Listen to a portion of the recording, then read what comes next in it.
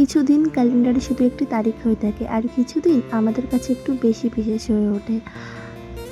আমার কাছে আমার জন্মদিনটা ঠিক তেমনই একটি দিন। এই দিনটা খুব বড়। কোনো কিছু পাওয়ার চেয়ে কাছের মানুষগুলোর ভালোবাসার ছোট্ট ছোট্ট মুহূর্তগুলো আমার কাছে বেশি গুরুত্বপূর্ণ।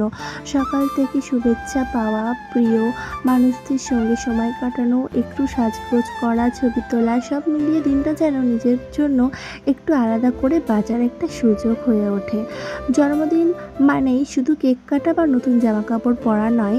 জন্মদিন মানে আমার কাছে আরেকটা বছর জীবন থেকে চলে যাওয়া, আর নতুন একটা বছরের সামনে থেকে স্বাগত জানানো।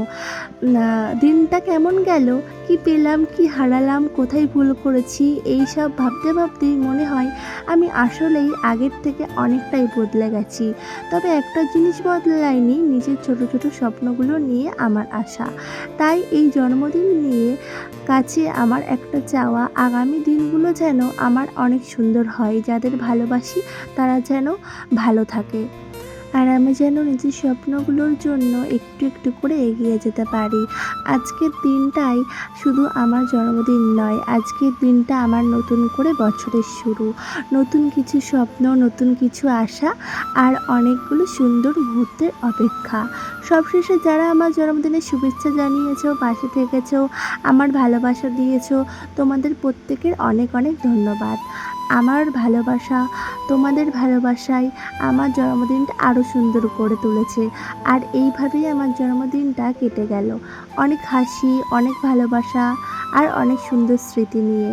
Happy birthday to me. নতুন বছরে একটি নতুন স্বপ্ন, নতুন করে পথ চলা। আমার জন্মদিন জানো তো দুটো বাড়িতে হয়। আমার মা বাবা দুজনা আলাদা হয়ে গেছে নিজেদের পার্সোনাল কারণে, তার জন্য আমার মায়ের বাড়িতেও আমার জন্মদিন পালন হয়, আর আমার বাবার বাড়িতেও আমার জন্মদিন পালন হয়।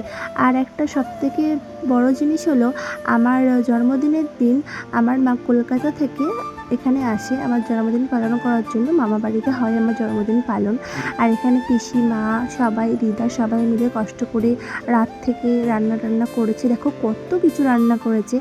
আর প্রথমে আমার মা আশীর্বাদ করলো, তারপরে দিদুন, তারপরে এখানে পিসি, এরকম পরপর আমাকে সবাই আশীর্বাদ করছিল, আর আমি ওখানে টাকাগুলো জমিয়ে রাখছিলাম।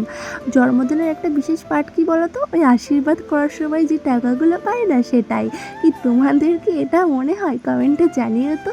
এটা হচ্ছে সবথেকে একটা আনন্দের পার্ট। তো এই বাড়িতে আমার জন্মদিন বেসিক্যালি 2 দিন পরে, একটা বাংলার আর একটা ইংরেজির। আর এই বাড়িতে আমার জন্মদিন বাংলাতে করেছিল, আর আমার বাবার বাড়িতে আমার জন্মদিন হয়েছিল ইংরাজিতে। এখানে সবাই আশীর্বাদ করেছে। আর কী কী মেনু চলো তোমাদের সাথে শেয়ার করি। দেখতেই পাচ্ছ 5 রকমের মিষ্টি, চাটনি, চিকেন ছিল, মাটন ছিল, তারপর মাছের ঝোল ছিল, মুড়িঘণ্ট, ডাল ছিল, পায়েস ছিল, ফল ছিল। ফল আমি প্রচণ্ড ভালোবাসি।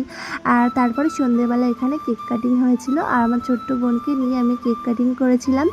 আর তারপরের দিন ছিল আমার বাড়িতে আমার বার্থডে। তো আমার মায়ের একটু শরীর খারাপের কারণে আমরা রেস্টুরেন্টে গেছিলাম বার্থডে সেলিব্রেশন করতে, কারণ সেদিন বাড়িতে রান্না করতে পারিনি, একটু শরীর খারাপ ছিল আমার মায়ের। আর রেস্টুরেন্টে চলে এসেছি আমরা, আমাদের এখানেরই রেস্টুরেন্ট ছিল।